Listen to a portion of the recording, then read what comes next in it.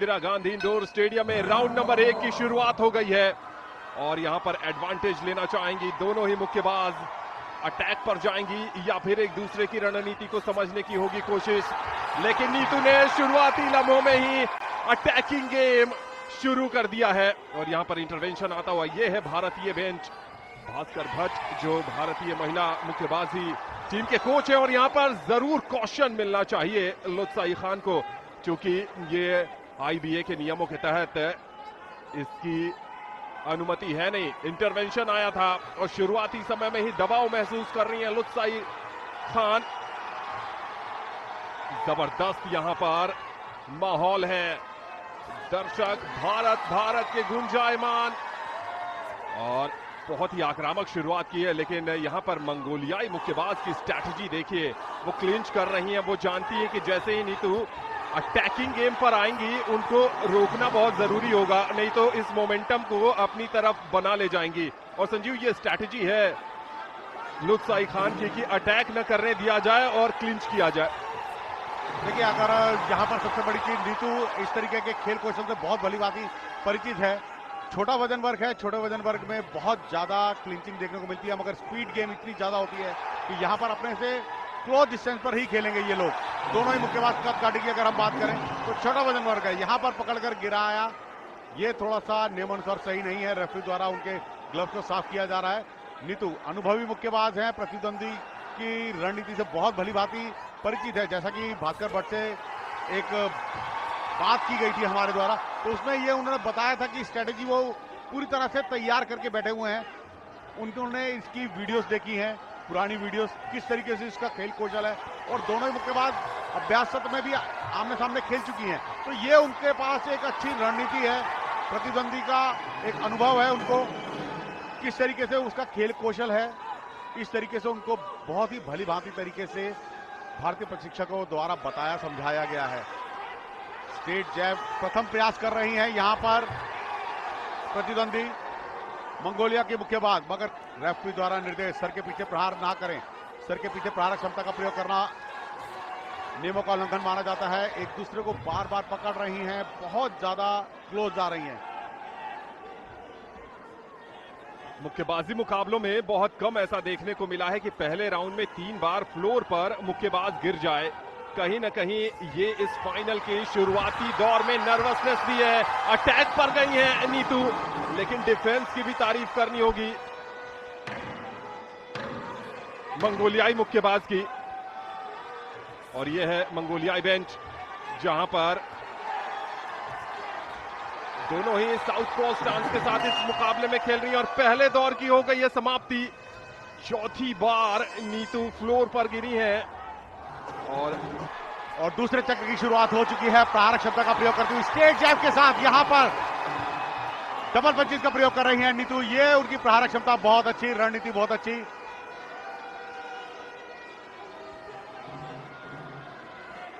यहां पर प्रथम प्रयास करने का प्रयास है, यहां पर मंगोलियन मुक्केबाज प्रयास करने के लिए आगे बढ़ती हुई वही काउंटर अटैक की गेम खेल रही है। पीछे जाना थोड़ा सा नीतू के लिए नुकसानदेह रहेगा, यदि साइड स्टेप ले तो बहुत ज्यादा अच्छा होगा उनके लिए। रेफरी द्वारा निर्देश पकड़कर दबाए नहीं प्रतिद्वंदी को, और अधिक खेलना होगा, प्रहार क्षमता का अधिक से अधिक प्रयोग करना होगा। एक दूसरे को पकड़ने से काम नहीं चलेगा, बहुत जरूरी है अपनी दूरी को बढ़ाकर रखें। जब तक प्रहार क्षमता का प्रयोग करने के लिए आप नजदीक नहीं जाएंगे तो आपको जोखिम उठाने पड़ेंगे। एक दूसरे को पकड़ते जकड़ते हुए रेफरी द्वारा पुनः निर्देश दिया गया, एक दूसरे से दूर हटकर खेलें। दूसरा राउंड चल रहा है। स्टेज जगह फुटवर्क के साथ आगे जाना होगा, बॉडी वेट को साथ लेकर आगे जाएंगी तभी उनको फायदा होगा। टारगेट एरिया पे प्रहार करने के लिए आपको हाथों पैरों का तालमेल दोनों का बना के रखना होता है, तो बॉडी वेट के साथ आपको जाना होगा, अन्यथा आपके प्रहार क्षमता का कोई फायदा नहीं होगा, लक्ष्यहीन दिशाहीन प्रहार होंगे।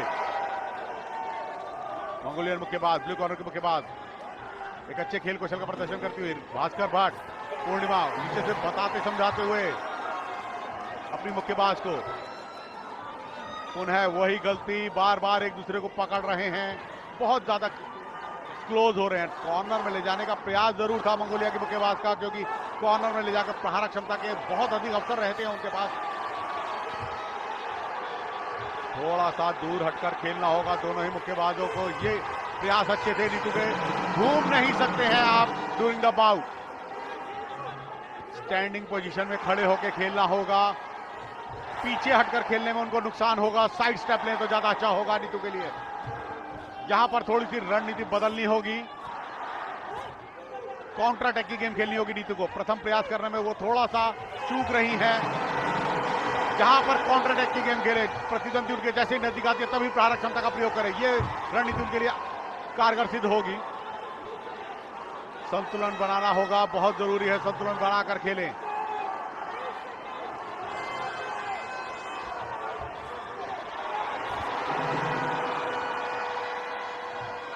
बार बार वही गलती रेफरी द्वारा निर्देश दिया गया और यहां पर वार्निंग। नियमों का उल्लंघन करने के बाद बार बार जब आपको कॉशन दिया जाता है तो आपको वह गलती पुनरावृत्ति नहीं करनी है उस गलती की। जबकि आप 3 बार कॉशन देने के बाद भी वही गलती करते हैं तो वो गलती अपराध में परिवर्तित होती है। और नीतू को यहां पर वार्निंग दी गई है। दूसरा राउंड यहां पर समाप्त हुआ है। बहुत ज्यादा एक दूसरे के साथ क्लोज होकर खेल रहे हैं, पकड़ रहे हैं, क्लींच का सेंस पर खेल रहे हैं। दोनों एक दूसरे को आनंद बहुत ज्यादा पकड़ रहे हैं। ये थोड़ी सी रणनीति बदलनी होगी, दूर हटकर खेलें तो ज्यादा अच्छा होगा। जी हाँ, बिल्कुल। 2 दौर के बाद भारत की नीतू घंगस आगे हैं। क्या वो इस बढ़त को बनाए रख पाएंगी? और अब मंगोलिया के लुत्फ साई खान की बात करें तो उनके पास ये जो बाकी बचे हुए 2.5 मिनट के आसपास का खेल है वो उनको वापसी करनी पड़ेगी, अटैक का खेल खेलना पड़ेगा। यहां पर 1 अंक कटा है नीतू का। थोड़ा सा अब समय ले रही हैं और पीछे से खेलने की कोशिश है, इनवाइट कर रही हैं वहां पर लुत्फ साई खान को। एक और इंटरवेंशन आता हुआ।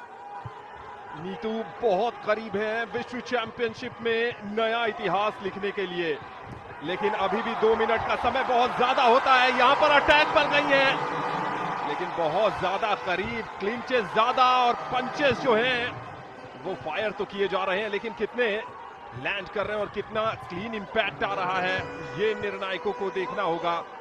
एक और इंटरवेंशन आता हुआ।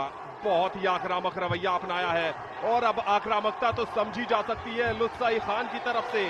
पिछड़ रही है, तीसरा दौर है, करो या मरो का समय है उनके लिए। लेकिन नीतू की ये स्ट्रैटेजी है, चूंकि वो बढ़त पर है दूसरे दौर के बाद, यूनानिमस बढ़त नहीं है, 3-2 की बढ़त है उनके पास। बढ़िया प्रयास, क्योंकि दोनों ही साउथ पॉ स्टांस के साथ खेल रही हैं, यानी दोनों का यहां पर बहुत बढ़िया राइट क्रॉस आता हुआ। और ये बहुत ही फीचर रहा है इस मुकाबले का। बहुत ज्यादा करीब जा रही हैं, होल्ड कर रही हैं और शायद एक यहां पर 1 अंक कट रहा है। यहां पर लुत्फ साई खान का 1 अंक कट गया है तो दोनों को 1-1 येलो। लेकिन तीसरे दौर में जब आपका अंक कटता है तो इसका मतलब साफ है कि आप कहीं ना कहीं इस मुकाबले से बाहर हो रही हैं, चूंकि आप पिछड़ रही थी नीतू पूरे जोश के साथ। लेकिन फिर वही कहानी, बहुत ज्यादा करीब जा रही हैं। अगर लुत्फ साई खान की तरफ से देखें तो उनको तो अटैक करना चाहिए। क्लिंच में अगर वो समय गंवाएंगी तो मुकाबला उनके हाथ से निकल जाएगा। दूसरी तरफ नीतू, जिन्होंने स्वीकार किया था कि पहले वो लॉन्ग रेंज की स्ट्रैटेजी के साथ खेलती थी, लेकिन अब उन्होंने करीब जाकर खेलने पर भी ज्यादा काम किया। और इस पूरे चैंपियनशिप में हमने देखा है कि बहुत ही ज्यादा डोमिनेशन वाली गेम नीतू की तरफ से देखने को मिला है।